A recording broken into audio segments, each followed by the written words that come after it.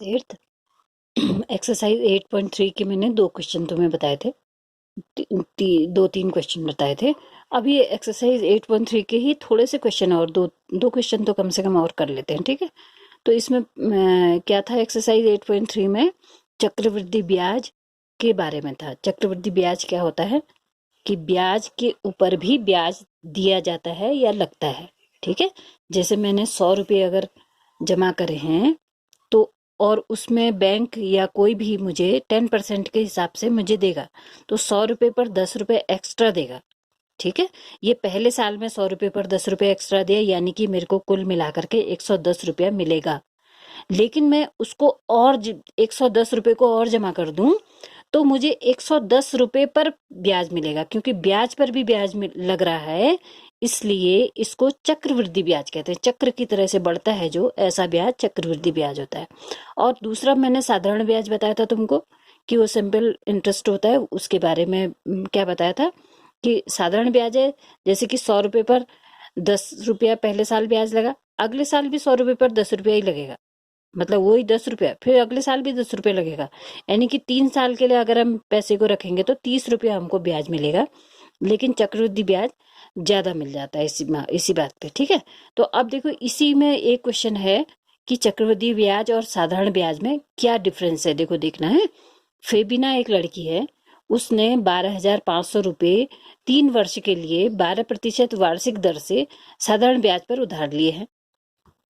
12% इसकी दर है, यानी कि 100 रुपये पर 12 रुपये उसने एक्स्ट्रा देने पड़ेंगे, उधार लिए हैं ना इसलिए देने पड़ेंगे। और राधा ने उतनी ही राशि यानी कि 12,500 उतने ही समय यानी कि 3 साल के लिए 10% वार्षिक दर से चक्रवृद्धि ब्याज पर उधार ली। इसने तो, फेबिना ने तो साधारण ब्याज पर लिया और राधा ने चक्रवृद्धि ब्याज पर लिया, लेकिन इसका दर जो है वो कम है, यानी कि इसको तो 12 रुपये देने पड़ेंगे फेबिना को, और राधा को 10 ही रुपया देना पड़ेगा 100 रुपये पर, ठीक है। तो अब क्या है देखो आगे को, जबकि ब्याज वार्षिक संयोजित होना है, ब्याज जो है साल भर में ही संयोजित होगा, वार्षिक यानी कि साल भर में, ठीक है। किसे अधिक ब्याज का भुगतान करना है और कितना अधिक करना है, तो दो चीजें निकालनी है, ठीक है। अब देखो फेबिना ने जो पैसा लिया है 3 साल के लिए, उसमें 12 रुपया 100 पर देना है, 100 रुपये पर 12 रुपया देना है, और राधा ने 10 ही रुपया देना है।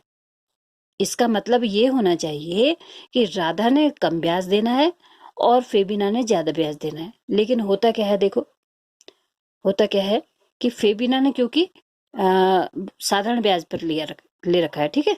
तो P बराबर हो गया हमारा 12,500, ये दोनों के लिए P बराबर 12,500 ही रहेगा। N बराबर 3 वर्ष हो गया, समय 3 साल हो गया, और R जो फेबिना के लिए है वो 12% है और वो साधारण ब्याज के हिसाब से है, और राधा के लिए 10% है, वो चक्रवृद्धि ब्याज के हिसाब से। ये हमने सब पहले लिख लिया जो जो क्वेश्चन में दे रखा है, ठीक है। तो पहले हम निकालेंगे फेबिना द्वारा लिए गए रुपये पर साधारण ब्याज। साधारण ब्याज का सूत्र मैंने तुम्हें पिछली बार बताया था, I = P × R × T/100। तो इसी में ये सब चीजें रख देंगे। P बराबर ये है 12500 इंटू आर, आर यानी कि रेट, ठीक है। R = 12 है, इंटू टी, टी यानी कि टाइम, टी या एन सेम चीज है, ठीक है। कहीं पर इसको एन कह दिया है, कहीं पर टी कह रखा है, ठीक है, एक ही बात है। तो ये 3 साल हो गया अपॉन 100। अब देखो क्या होगा इसको, अब देखो इसकी कटिंग करना सीखो, थोड़ी थोड़ी तुम्हें आगे होगी। नीचे के जीरो ऊपर के 2 जीरो को कट कर देंगे, ये 2 जीरो ने ये 2 जीरो को कट कर दिया, ठीक है। अब एक बचा है, यहाँ एक से हम किसी भी चीज को भाग देंगे तो उतना ही रहेगा, इसलिए एक से भाग देने का कोई मतलब नहीं है। 125 × 12 × 3, इन तीनों का गुणा कर लेंगे, ठीक है।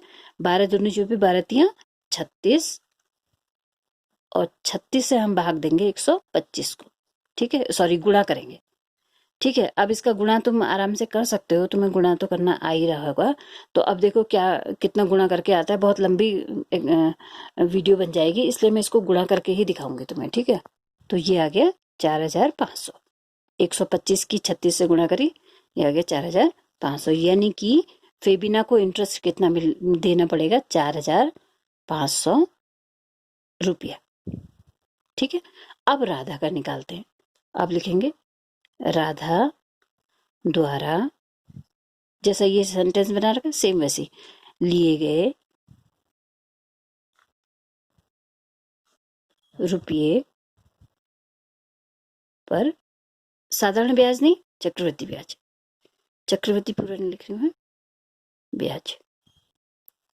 अब चक्रवृद्धि ब्याज का सूत्र लगेगा, ठीक है, फॉर्मूला लगेगा ए इक्वल्स टू, क्या था, A equals to P bracket 1 plus R upon 100 to the power N, ये था ना।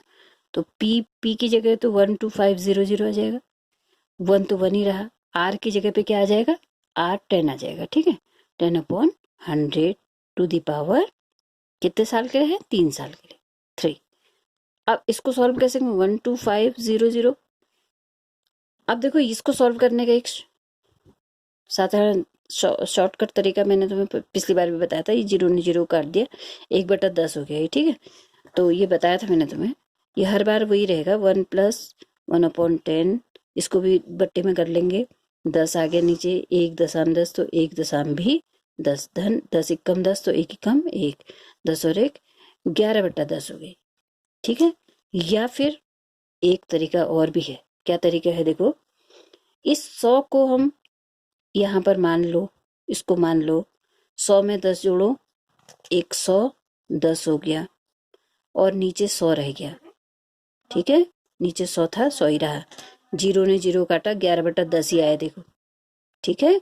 तो अगर मान लो यहाँ पर 10 के बदले 6 है मान लो, तो इसके अंदर के इस ब्रैकेट के अंदर की बात बता रही हूँ मैं, है, यहाँ पर मान लो 10 के बदले 6 है, 6/100 है यहाँ पर, प्लस 1 है, तो तुम इसको सॉल्व करने के लिए क्या करो, इस 100 में 6 को जोड़ दो, तो ये 106 बट्टा नीचे 100 आ जाएगा, और इस तरीके से भी करोगे तो भी यही आएगा, ठीक है। वैसे तो लॉन्ग मेथड यही होना चाहिए, लेकिन ये क्योंकि क्विक करना पड़ता है, हम तुरंत करना पड़ता है, इसलिए ये भी हम यूज कर सकते हैं, ठीक है। अच्छा, तो इसको तो अभी छोड़ो, अभी हम यहाँ आते हैं, ठीक है। तो इसमें क्या आया था, 11/10, तो यहाँ पर आएगा इंटू, यहाँ पर क्योंकि ब्रैकेट के बाद कुछ भी नहीं है, 11/10 कितनी बार, 3 बार, इंटू 11/10 इंटू 11/10, ठीक है। अब देखो सॉल्व करते हैं इसको, इसको थोड़ा कट करना, यहीं पे देख लो, 0 ने ये 0 काट दिया, इस 0 ने दूसरे 0 काट दिया, ठीक है। अब तो 0 ऊपर है ही नहीं, तो हम ये 10 को काटते हैं 2 से, सॉरी 5 बार कटेगा 2 से, 2 पंजे 10, अब सॉरी ये तो यहाँ तो ऊपर है ही नहीं 2 से कटने वाली चीज, तो 5 से ही काटना पड़ेगा 10 को, क्योंकि ये भी 5 से कटेगा, ठीक है, इसे ध्यान से देख लेना है, ठीक है। 5 2 से 10, 5 दूनी 10, ठीक है। वैसे मैथ्स में ये डबल राइटिंग ओवर राइटिंग नहीं चलती है, डबल इसके एक के ऊपर एक नहीं चलेगा, और इसलिए ध्यान से करना, ठीक है। 5 से काटा इसको 2 बार कट गया 10, 5 से इसको भी काटो, 5 दूनी 10, 11 12 2 बचा, 5 के आगे 2 खड़ा है, 25 हो गया, 5 पंजे 25, ठीक है। अब नीचे बचा है 2, तो यहाँ बचा है 25 गुणा 11 गुणा 11 गुणा 11 बट्टे नीचे बचा है 2, इनको सॉल्व करते हैं, ठीक है। 11 11 और 11, 3 11 की मल्टीप्लाई अगर हम करते हैं तो हमारा आता है 1331।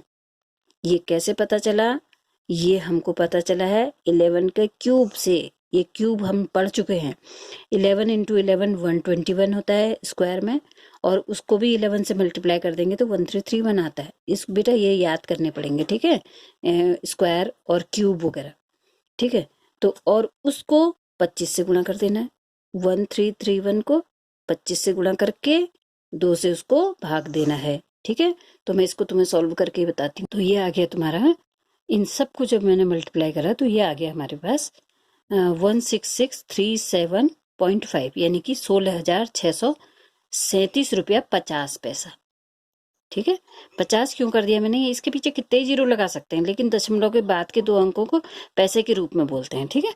तो 50 पैसा कहेंगे, यहाँ 500 पैसा नहीं कह सकते हम, 50 पैसा कहेंगे, ठीक है। 500 पैसा तो 1 रुपया बन जाएगा ना, तो 50 पैसा भी 50 और 50 1 ही रुपया बनता है, 500 पैसा 5 रुपया बन जाएगा। तो हम दशमलव के 2 अंकों को काउंट करते हैं, ठीक है। अब ये क्या है, ए, ये ए के सूत्र से निकाला है हमने, ये है ना।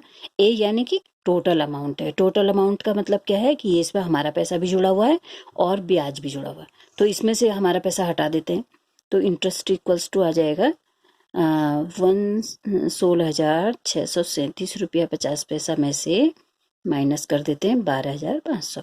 ये हमारा पैसा था ना, तो ये कितना आ गया हमारे पास, इसको माइनस करेंगे, ठीक है।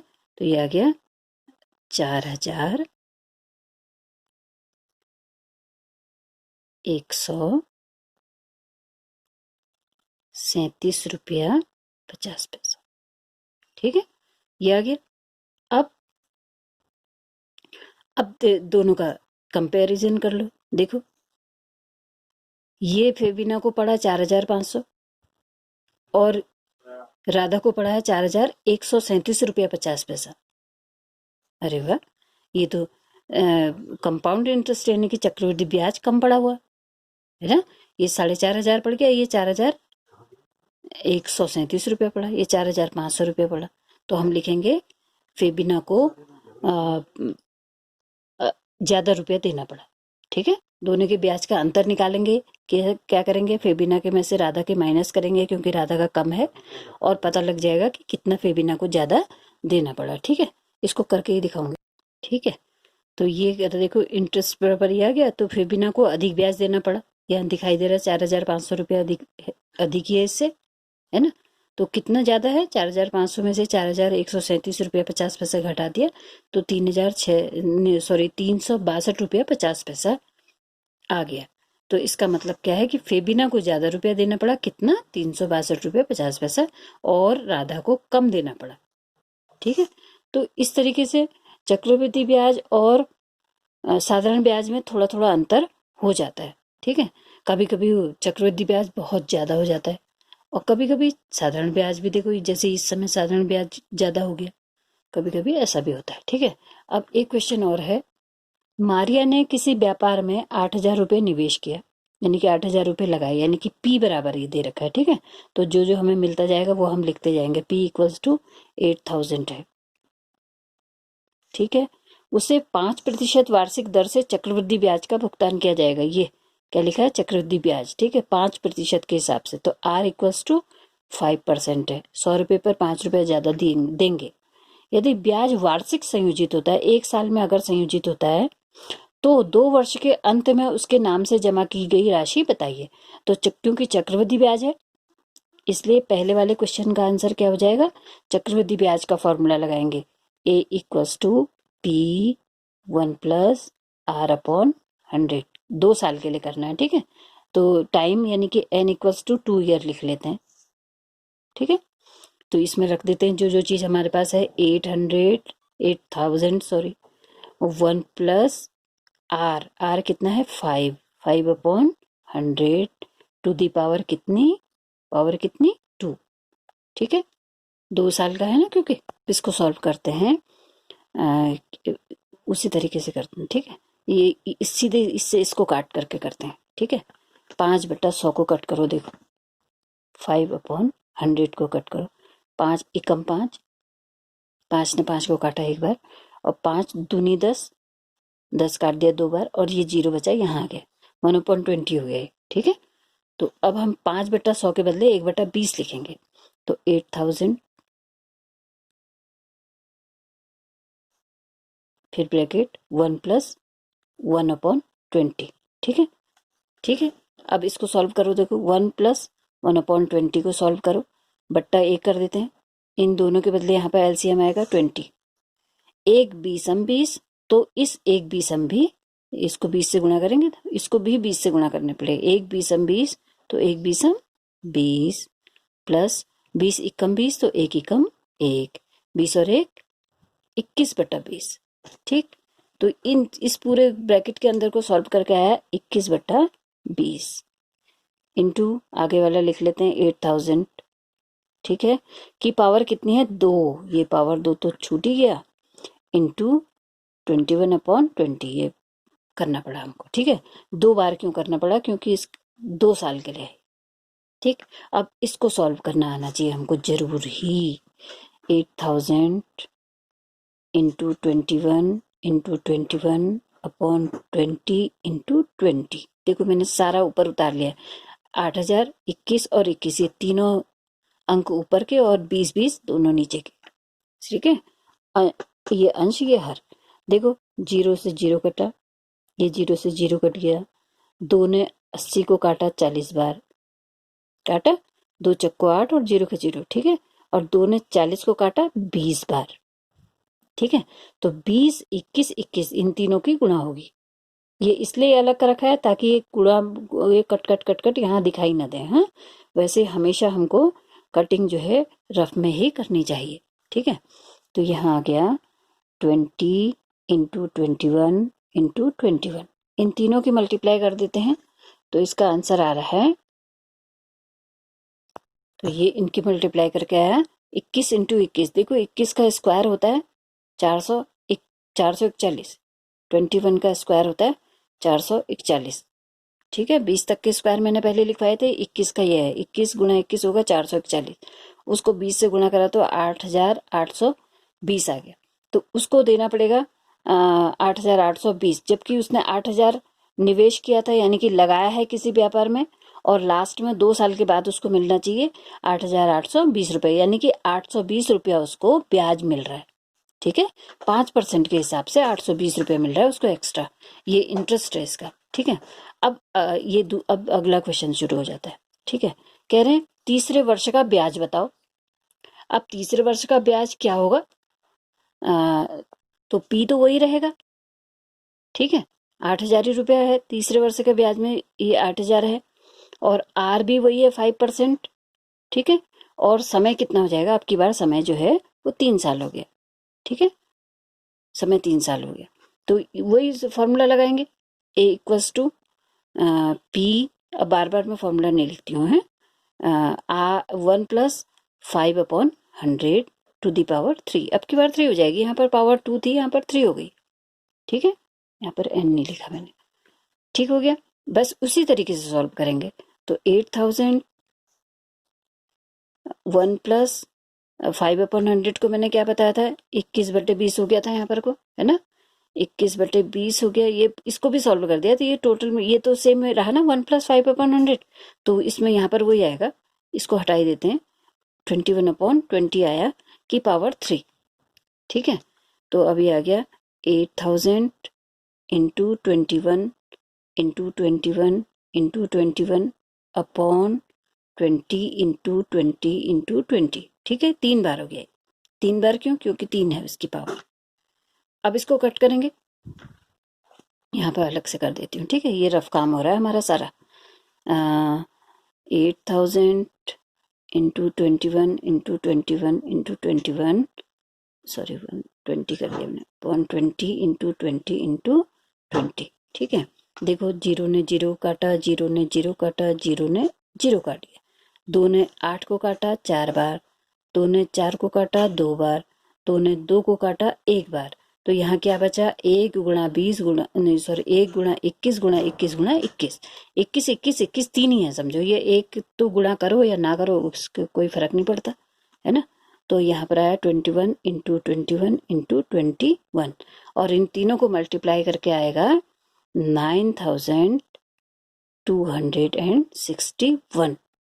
ठीक है, ये हमारा टोटल अमाउंट है। ठीक है, तो अब इन्होंने हमसे अमाउंट नहीं पूछा था, लेकिन हमने अमाउंट निकाला है कि 3 साल के लास्ट में इतना रुपया हो जाएगा। ठीक है, 2 साल के लास्ट में इतना रुपया हुआ था और 3 साल के लास्ट में इतना रुपया हो गया है। ठीक है, तो 3 साल के लास्ट में से 2 साल के लास्ट को कम कर दो, पता लग जाएगा कि इस तीसरे साल का ब्याज क्या होगा, क्योंकि पूछा था क्वेश्चन तीसरे वर्ष का ब्याज ज्ञात कीजिए। तो हमारा तीसरे वर्ष का ब्याज क्या हो जाएगा, का ब्याज बराबर क्या हो जाएगा, 9,261 में से घटा दो 8,820 रुपये। ठीक है, घटा करके देख लो, 9,261 में से 8,820 घटा दिया। ठीक है, तो देखो 1 का 1, 6 में से 2 घटा 4, 12 में से 8 घटेगा तो भी बचेगा 4, और 8 में से 8 घटा कुछ नहीं, तो 441 रुपया तीसरे वर्ष का ब्याज हो गया। ठीक है, तो दोनों क्वेश्चन हमने सॉल्व कर लिए, है ना। जब ये क्वेश्चन सॉल्व होगा और ये क्वेश्चन सॉल्व होगा तभी जाकर के हमारा पूरा क्वेश्चन सॉल्व माना जाएगा। वरना मान लो अगर ये 10 नंबर का क्वेश्चन है और तुमने सिर्फ यही करा तो उसमें से 5 ही तुम्हें मिलेंगे, और जब पूरा करोगे तब जाकर के 5 और 5 जब वो सही होगा तब 5 और 5 तब 10 नंबर तुम्हें मिलेंगे। ठीक है, तो एक क्वेश्चन मैं और दूंगी, उसको कंप्लीट तुम खुद करोगे। ओके, थैंक यू बेटा।